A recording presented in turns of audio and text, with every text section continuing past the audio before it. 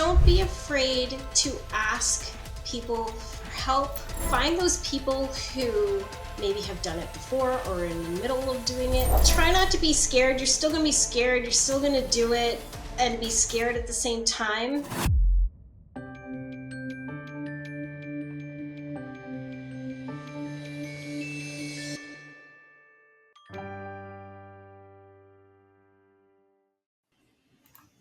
Hello, my friends. Welcome back. Season 2 of the What You're About podcast with me, Chad Abood. And this is a special season because it's a collab season with my good friends from Good Lawyer. And the reason why we decided to do a collab season is because our missions have a really tight overlap. You know, for me, I deeply care about two things: helping lawyers uncover the greatness that's within them and bringing it into their career. And Good Lawyer does that really beautifully. You know, like they help lawyers find a way to practice in a way that suits their life. And they give companies the opportunity to get access to seasoned legal talent in a way that actually fits their business goals and their needs. And so, you know, as Brett Colvin and I kind of started to get to know each other a year and a half ago, and we were talking about our overlapping missions, it just seemed natural that we would do things together. So I'm so glad that we're doing this collab season together. And, you know, when I think about some of the stuff that I'm doing with Good Lawyer, including the Future of Law conference that I'm co-hosting for them on November 21, I hope that you all be there virtually, is we're talking about the future of law, how lawyers can operate in a way that is not only impactful and at the leading edge of skills, but is a way that is deeply fulfilling from a personal perspective, from a community perspective. These things that I feel like as lawyers, we weren't necessarily trained to think about and how to build. And so, you know, when I think about folks on this season that we wanted to meet that chose, you know, what some might feel are atypical journeys in their career, maybe veered off the traditional path, navigated a new way. You know, Amy Grubb is one of those people. And, you know, Amy and I actually have a whole bunch of interesting overlaps. We worked at the same national law firm at different times. We know some of the same people. Shout out Deborah Glatter. And it's funny, though, because we hadn't really met until quite recently, but there's so many overlaps that we were even talking about before we started recording today. So I think this is going to be pretty special for anyone that's listening and is thinking to themselves, I am struggling to find a way to bring more of me into my career as a lawyer because Amy's done it all. You know, like, yes, now she's, you know, account executive at Affinity and with Lawyerist, helping law firms of all shapes and sizes, you know, be better, grow, be stronger. But she's also done a variety of things leading to that path that we're going to uncover today. You know, she's been a law firm business strategist. She's been a legal innovation strategist. She was a fractional lawyer herself. She was a lawyer in a national law firm. She's an investor in the legal industry. And she's done many of those things kind of in succession. And I'm curious to find out whether you knew any of those next things were coming or how you navigated your way. Because for a lot of lawyers, especially post-COVID, they're looking to figure out a way to make their career more dynamic in a way that actually suits their interest and their skills. So we're going to dive into it. Amy, thank you so much for joining us today. Thank you, Chad, for having me. I'm really looking forward to this. And I just want to mention for your audience, you were saying how there's some overlap between us. So before we jumped on this podcast, it was funny because there were 2 times we had read each other's minds. Like I knew what you were going to ask before you asked it and vice versa. So we are in sync today, you and I. That's right. We're flying. It's a good day to record. Yep. Okay. So one thing I want to dive into, Amy, because I was looking at this, you posted a few weeks ago and I didn't tell you I was going to ask. So this is just real time bringing up your LinkedIn post. You post about you work with tons of law firm owners of all sizes. And you're asking the question, and probably you're asked the question many times, what makes one group more successful financially and otherwise than others? And you said, like, listen, I'm not saying I know the absolute answer, but I've talked to thousands of them. And one of your big takeaways was the community that you build around you. And you were talking about how that helps you, of course, from a business growth perspective, from an education perspective, from a learning perspective, no doubt from like a personal fulfillment perspective. And, I was curious to hear from you, like, what does community actually look like and feel like to you as, your clients, like law firm owners? What does that look like in the ones that are massively successful on this front? It's a great question. I love that you put me on the spot like this. So, community is huge. And I didn't realize that when I was first practicing. So, as you mentioned, I worked in a really large international law firm. Those were the other lawyers in the firm were the people that I hung out with there. And, we were all kind of going through the same things. We're having the same challenges, working with similar clients. And a lot of it was really negative. And so fast forward, I decided to launch my own practice many years after that.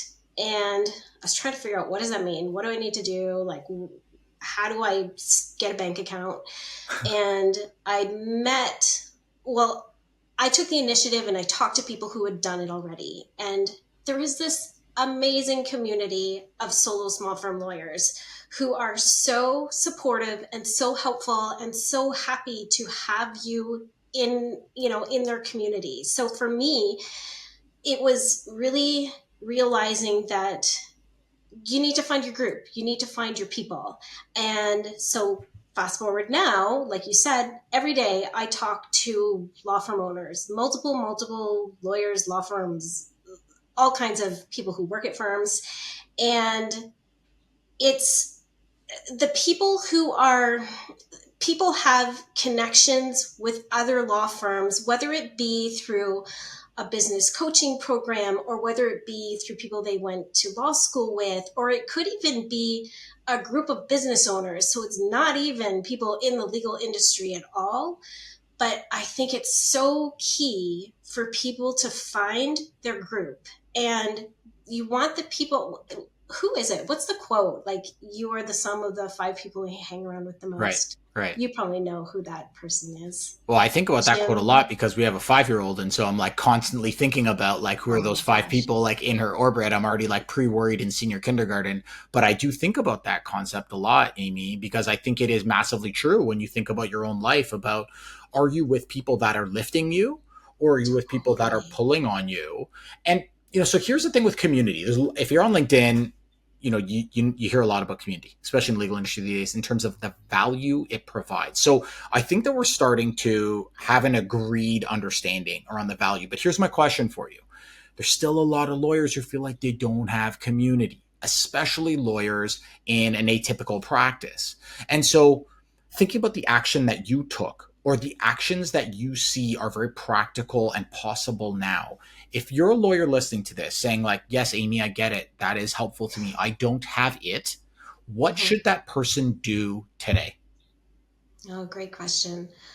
So if I was in that situation, personally, I would go on LinkedIn and I would go in the search bar at the very top and search. So let's say you are a tax lawyer in rural Saskatchewan. Like, I would look up tax lawyer Saskatchewan because you probably already know all the tax lawyers in Saskatchewan, and find out who's there, who can you reach out to, and maybe just ask them like, hey, I see we practice in the same practice area. I see we went to the same law school. Would love to grab a coffee, a virtual coffee, just get to know you. And I've done that many, many times. And I'm so surprised that the majority of people will say yes. And the people who don't, you probably don't want to hang out with them. So I would say there's that. Um, and also asking around, like, who are other, like, what other groups are other lawyers hanging out in? What do they find helpful? Some people might find Facebook groups helpful. So others may, maybe it's a local business group. I was doing that myself, and if finding people outside of law as well, I think that's an amazing community and can help you think outside the box. Yeah, I love that. I love how practical that is. The thing that I really love about those tips are it combines two things. One, the mode through which you're most comfortable. If you're a social media person or if you're an in-person, preference, then use the one that is easier for you. And I say that because you're more likely to do it. Mm-hmm. Doing things that you're more likely to do means there's a better chance of consistency, and consistency leads to outcomes. So I don't have any problem with choosing a path that feels easier for me because I feel like that'll increase the odds of success. So I love that you've given like both modes depending on who you are and where you're located. Here's the other thing that I find very impactful for me when I'm doing reach outs or receiving it is like give first. And what I mean by this is maybe you met them before or you saw them speak somewhere or you see them write on LinkedIn. And if your first message includes like the celebration of their effort, that's humanity 101. People want to feel seen for their effort. And if you say, hey, Amy, like, I see you out here, like, trying to make the industry better. You know, you're helping lawyers of different shapes and sizes at different firms be better and have better lives. Like, that's a very meaningful thing, period. The chance of Amy responding to that message is probably pretty Mm-hmm. high because there's just an appreciation without an ask. And so, I think about this kind of stuff when we're getting advice is celebration and recognition of people's effort can also go a long way into creating the bond. And then you get to the outcome, which is the opportunity to meet them. Does that resonate with you or do you see that happen at all? Yeah, for sure. I'm sure you get lots of messages in your LinkedIn inbox that you may or may not respond to, but they are the ones that stand out that say, hey, I saw your recent post about this, congratulations on that. That looks amazing. Of course, I'm going to reply to that.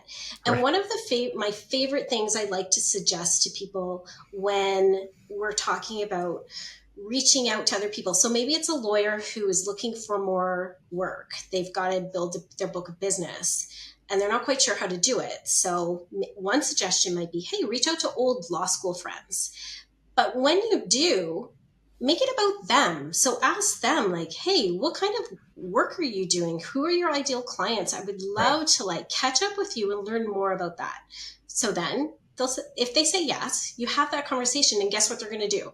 They're going to then ask you that question. Who's your ideal client? What are you Right. doing? What kind of work can I send your way? And so it really comes full circle and everyone is helping one another out by doing that. Totally. And so, massive supporter of this. And I want to front end the person listening to this saying, well, it's actually just like, a self focused approach that you're masking in altruism. Here's what I would say to this is that, like, there's nothing that's purely altruistic almost in this world, right? Because even when you donate to a charity, your part of it is because for most folks, you feel good about doing that. And so, number one, I would say like we can put the self altruism stress down because everything that we're doing also, if it makes us feel better, that's a good thing because lawyers who feel happier do more good. The other thing that I would say is even if you're doing it from a pure business play perspective, the altruism will catch you. They've done so many studies about this. One that I love is the $20 study in the New York subways. So they said like, here's $20, half of you keep it, half of you go give it to a random person. And they asked people, what do you think you're going to prefer more? You want to keep it or you want to give it? And of course, everyone said, I want to keep it. I'd be happier if I keep it. And then what happened is they gave Amy and Chad the $20 and we were the ones who had to go give it away. We gave it away, came back, reported a higher happiness score than the people who kept the money. So I don't care if you think to yourself, forget the altruism, doesn't matter. I'm doing it from a purely business perspective. Great. Whatever gets you moving to building community, because I also know that helping other people makes you feel better. We've already have the studies to prove it. So from whatever angle you're coming from, take Amy's advice. I'm a massive supporter of this. But if I'm listening to you, Amy, I'm thinking like, how did you get here from like international and national law firms? Like you are like living what every law school student who wants to be like a corporate lawyer or corporate litigator thinks is like career goals. Yeah. And you did it. And then you're not doing it. And you haven't been doing it for a long time. So, take us through a little bit of like your reflections when you're doing the traditional path and like what was working or wasn't working for you and how you decided and had the bravery to like step out of it.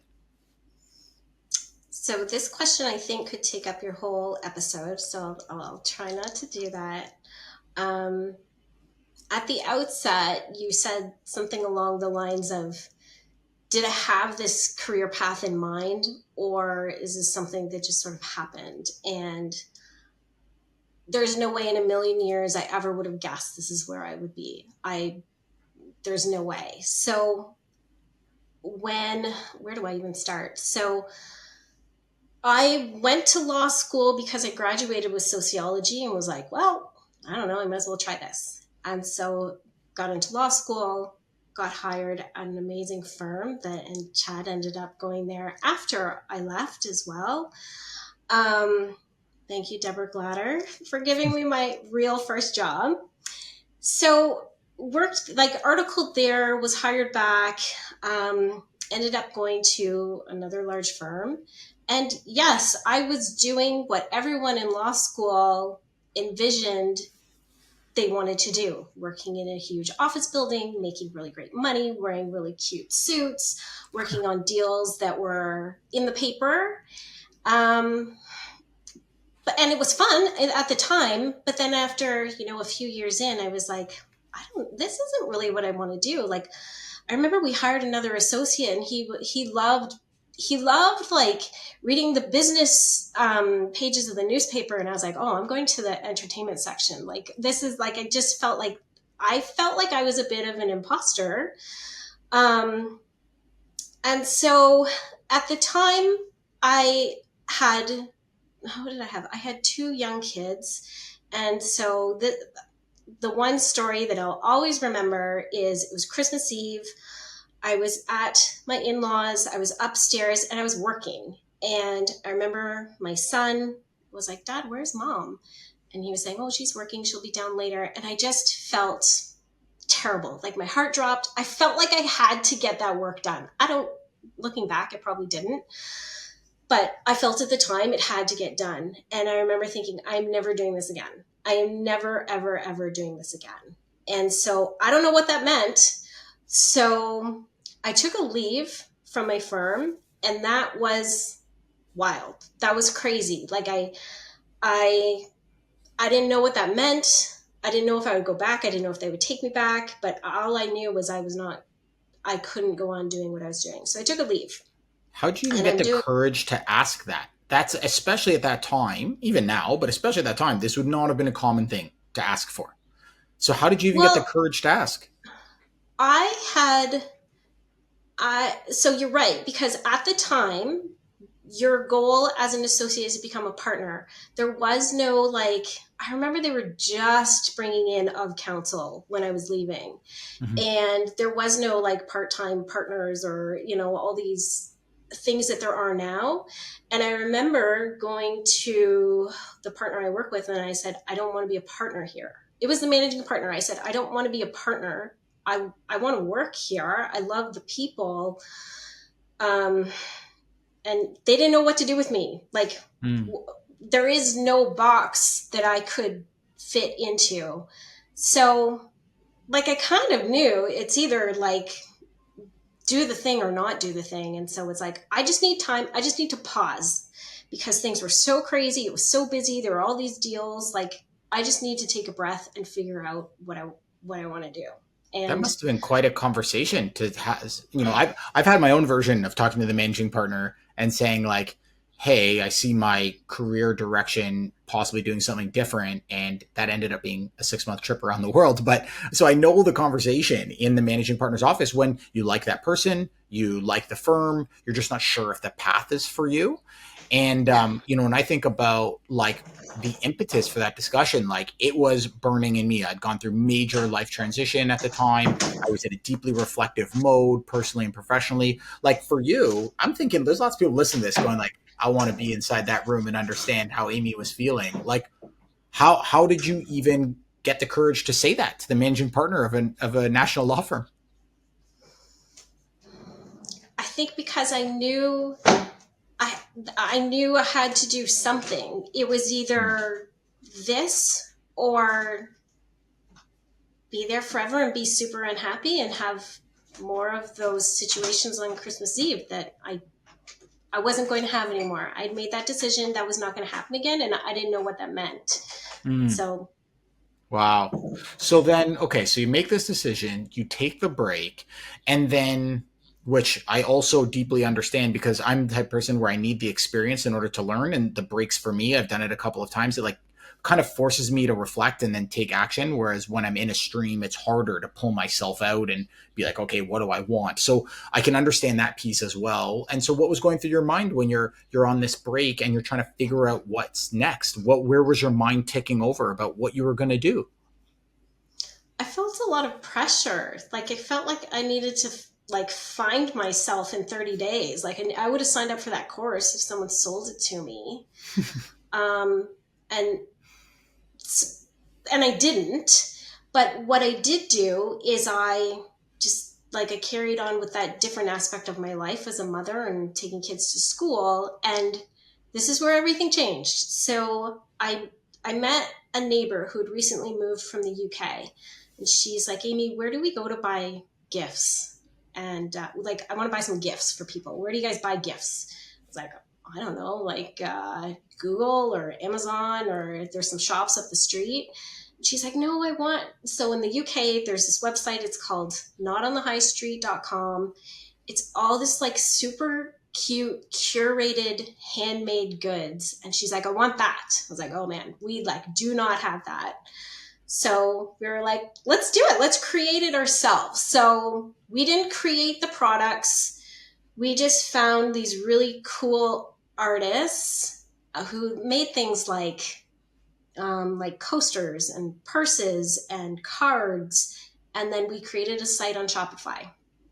And the reason this changed everything for me was because I learned all about business. I learned about marketing. I learned about how to sell. I learned about how to hustle. And this business bombed. Like we did not do well. I was lucky to buy myself a cup of coffee on this business, but it just opened up this whole new world to me. Right. And that's where like it all followed this trajectory, and that's where it started. Yeah, I think you're tapping into something that I think is really important, which is I feel like in our industry, we're trained with you have to know the outcome before you take the action. And that's what really prevents people from trying something new and stepping outside the traditional path. Like, if you're graduating from law school and you go into the big firm life, you kind of like know the two titles, like associate and partner, and you know what that looks like, and you know kind of generally what you got to do to make it. And it's very clear in some senses about like what the path is going to be, or we think it is. Mm-hmm. And I think Mm-hmm. that training indoctrinates you to thinking like, well, I can't try something where I don't know what the outcome is. And so you don't try. And I think what you did, what you talked about was you took a chance on something that felt interesting without knowing that this thing was going to turn you into, a super billionaire. But you're like, it sounds interesting and exciting and maybe fulfills a purpose that I want to be a part of. And the outcome that you got from it is the key that you didn't know. It was like the exposure to new Yeah. skills, the ability to learn what business looks like, not just what law looks like. These are very different things. And it gave you a sense of like, oh, I tried that. I tested that and I tried that. And yeah, okay, that particular thing wasn't the answer. But now I have a set of skills and more real experience to try something else. And so was this the piece that led you into thinking, I want to run a business, but now maybe I'll run a legal business because now I know those skills? Like, was that kind of the journey that took you there? Yeah, I went to all of these networking activities, a lot for female business owners, as part of this online business that I had. And then all these people, they heard about my business and were like, yeah, yeah, but you're a lawyer. You can help me with my stuff. And I was like, oh, yeah, yeah, I totally can. So that's how I started my firm. Uh, And then when I started my firm, I would then met a bunch of people. So I met people in the solo small community, and I was like, how do I do this? What kind of software do I need? Like, how do I pay people? And then those lawyers were like, oh, can I hire you? Can you come work for me? Because they were like, oh my gosh, this woman came from BigLaw. I want to hire her. And I was like, no, no, no, no, but I'll do work for you as a contractor. So this is like how the snowball started. So I started working for other attorneys as a freelance attorney, like a fractional attorney, similar to what happens with Good Lawyer. And then I was looking, like a lot of times they'd let me access their system. I saw their software that they were using. I got so much insight into small firms. And then other lawyers started calling me and saying like, I want to start a law firm. Can you show me how to do it? And I was like, yeah, let's do this. I will consult. I will show you how to do this. I'll show you how to get clients. And then my business evolved. I was no longer practicing. I was only coaching and consulting for small firms. Like, the story can go on. And then I had always followed this company called Lawyerist. They specialize in solo small firms, how to like get them to their successful. So you run this really healthy law firm. And I had talked to the CEO, like I loved their resources, and they had a job opening. It's like, oh, I want to go do that. So I joined them, and I was a business coach with them. Now Lawyerist merged with Affinity. So now I'm an account executive, which basically means I get to talk to lawyers and law firms every single day, and I get to find out what is keeping them up at night and helping them find a solution. We might have the solution, but we might not. But I know so many other people in the industry that I can help. Like, if someone calls me, I can help them, whether it be me, my company, or someone else. And so that's where I am now, is I help lawyers sleep at night, I guess.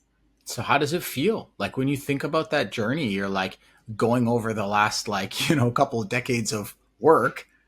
How does it feel when you reflect back on it now? Does it feel like I'm in the right place in time and that feels like the right journey for me? Are there like pain points that come up about like, that was so difficult to do? And, folks were telling me that I was wrong and I shouldn't be doing it. Like, what were your emotions as you were thinking back over that journey? Um, I find it comical. I find it funny that this is where I am, that like this is how I landed, and I love it. So honestly, I love getting up every day and going to work. Like, I'm excited about the work I do, which is totally different from where it was before. And I think, I don't know, there are a lot of lawyers who are super happy practicing law. And that's amazing. For me, it wasn't the right thing. And I remember when was it? When I had left I had left the big firm, and I was taking care of the kids. And a friend of mine, she was like so my kids were little. It was one of my kids' friends' mom, right? So we have play dates. I met the mom. She's this lawyer at this huge firm, partner.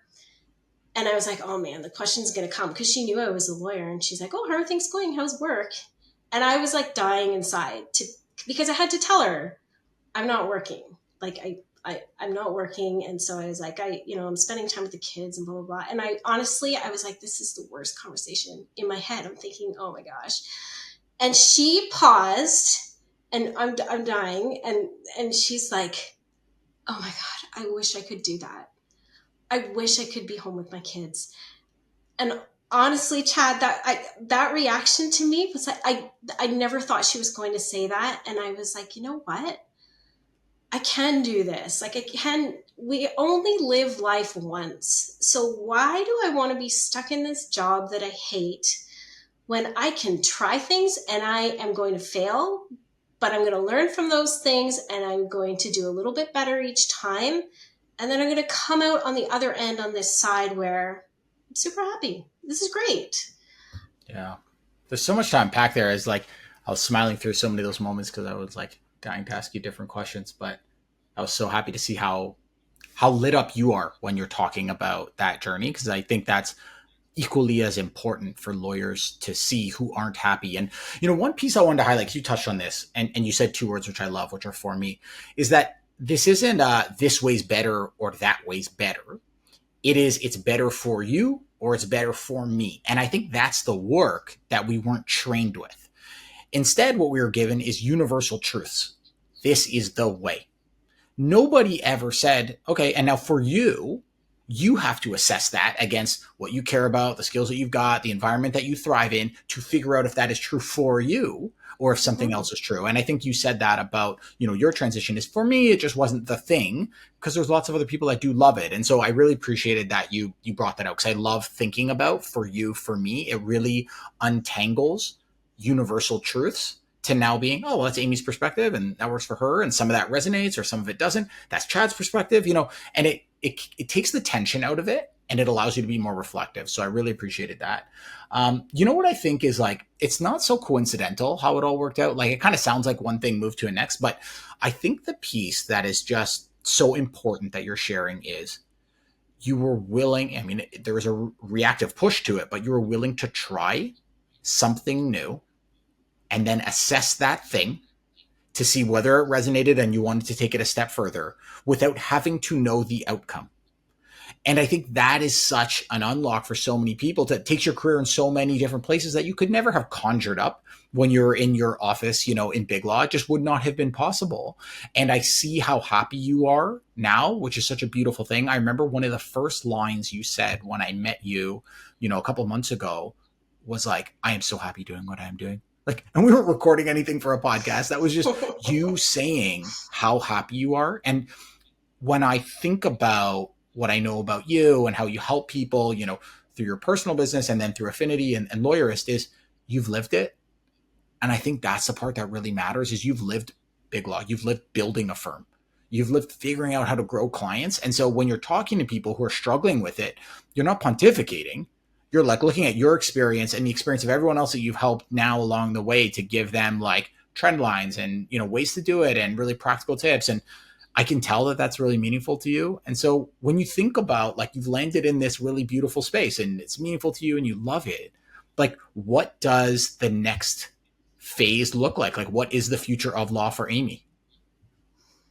Yeah, I was actually thinking about this question because I knew I was going to be chatting with you, but also a really big part of what the business coaches do at Lawyerist is working with law firm owners to figure out, like, what's the plan? What's the 3 to 5 year plan for your business? But part of that is also your personal plan. And so we help people figure that out, figure out their strategic plan for their business, but also as an individual.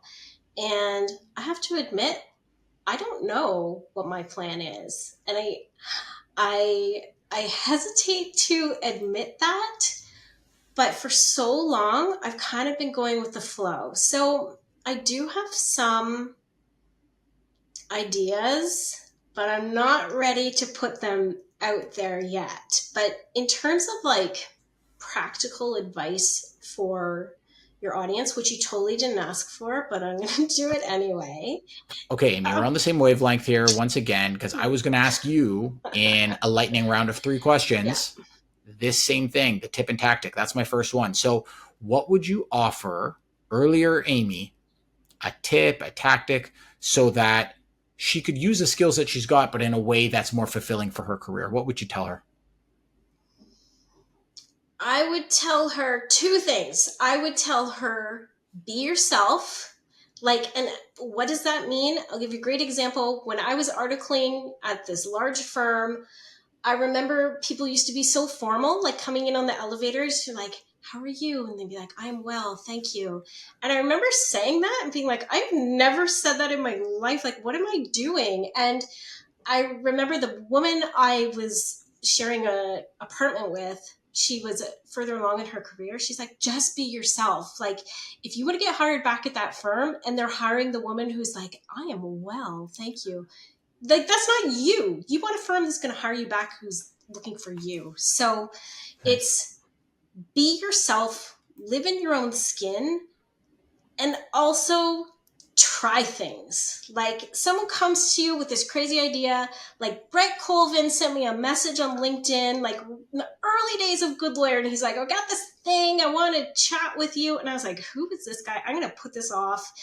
And I honestly did. I think I put it off for months. I was like, okay, let's meet. And he had this idea. We talked more. I was like, holy crow, this is an amazing idea. And so fast forward, I've been an advisor for them. I used to do work for them. Like, a good lawyer is amazing. And if he had approached me back in BigLaw, I'd be like, what the heck? Like, delete. So try things. I love that because I think that's so common. And the thing that people don't know about fractional work, which this has happened in every industry already, law is just late to the game. There's been fractional CEOs, fractional CFOs, fractional CFOs for CMOs for a long time. Yep. But being a fractional lawyer is, if it resonates for you, you can actually make as much or more money and live where you want to live and, have your kids or elder care or whatever side businesses and hobbies you want to do while still using your skills to generate a really healthy income. So, I think a lot of people, like you said, would be thrown off by, Brett Colvin's DMs that he would have been sending out 5 years ago. But it is massively impactful for careers. But that leads me to my second question, which is, what is something that you wish folks knew about designing an atypical career, which can be running your own law firm? Because there's a lot of pressure to either be in a big firm or to be in-house full-time. And so what would you tell folks about, if you're going to design an atypical career, know this?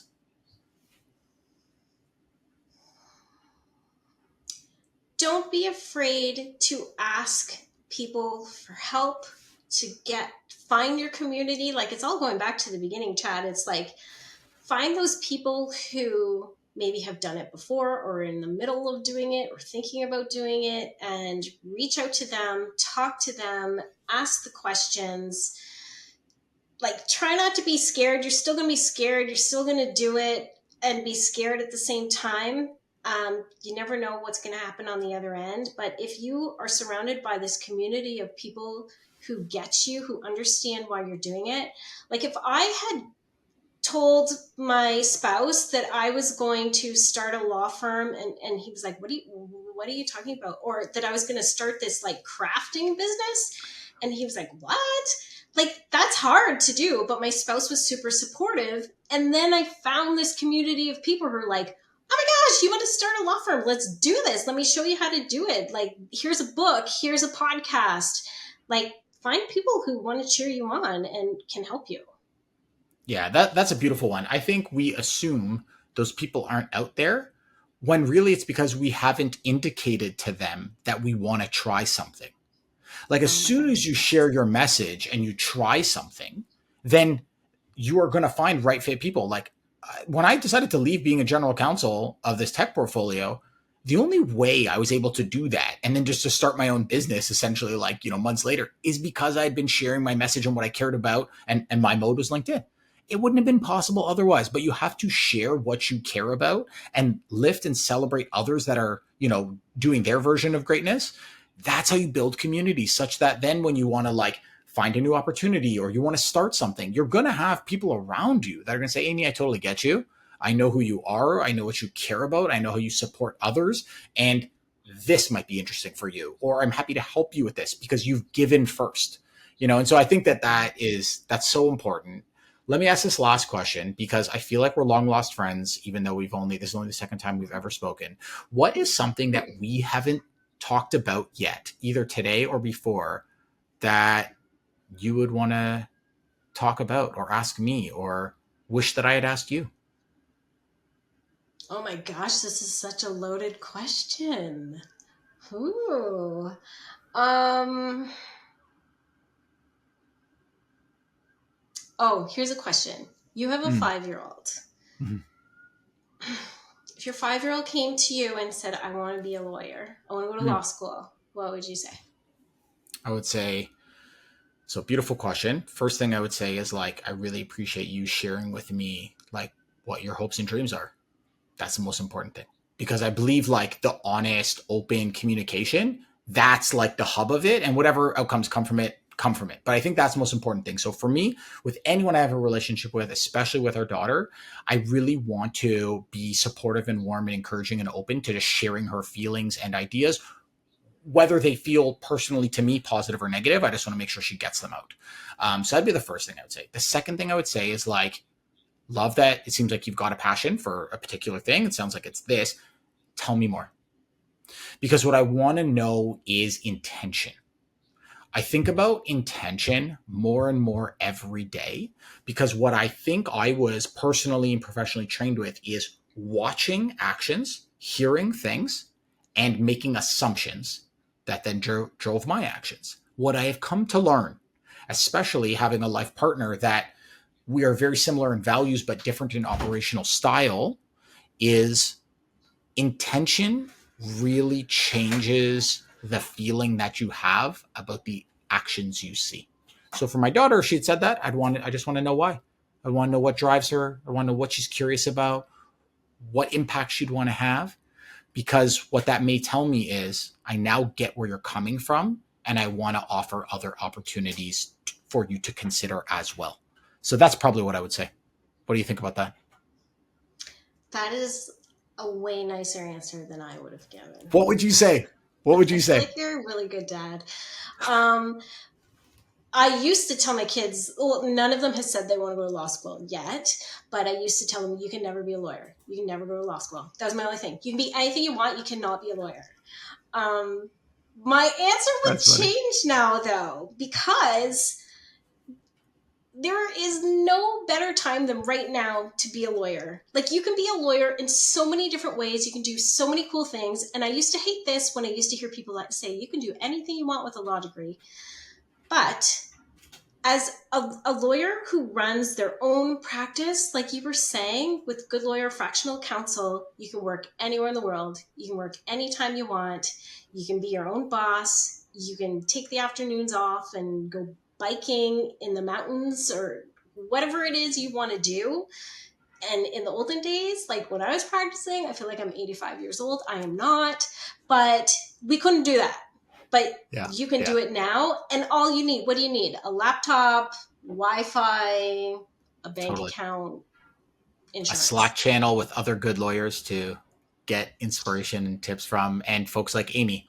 If you're one of those people, I highly encourage you, see what Amy's up to, check her out on LinkedIn, find her whatever way you can, because she's been through it, she's done it, and deeply resonated all the messages and insights that you shared today. And it's going to make their business better for sure, but I think it's also going to make them a lot happier and fulfilled. And we all know that just because we close our laptop, it doesn't mean that all of a sudden we're a different person when we go into our personal life. It all bleeds together. And so the happier you are in your business, the happier you are in your career. And you're doing that and have done that for so many lawyers. And so just wanted to appreciate you for everything that you've put into the industry and everything that you continue to do. And I can't wait for these reveals that are to come that we weren't ready to share today, because I'm sure they will no doubt be, a brand new twist on where it all goes. So thank you so much. Appreciate everyone for listening and joining.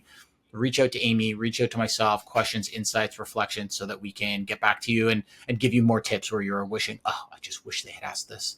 And we'll do our best to do that. So thank you so much, Amy, for joining us. Thank you, Chad, so much. This was awesome. Okay. Chat soon. See you on the next one, everyone.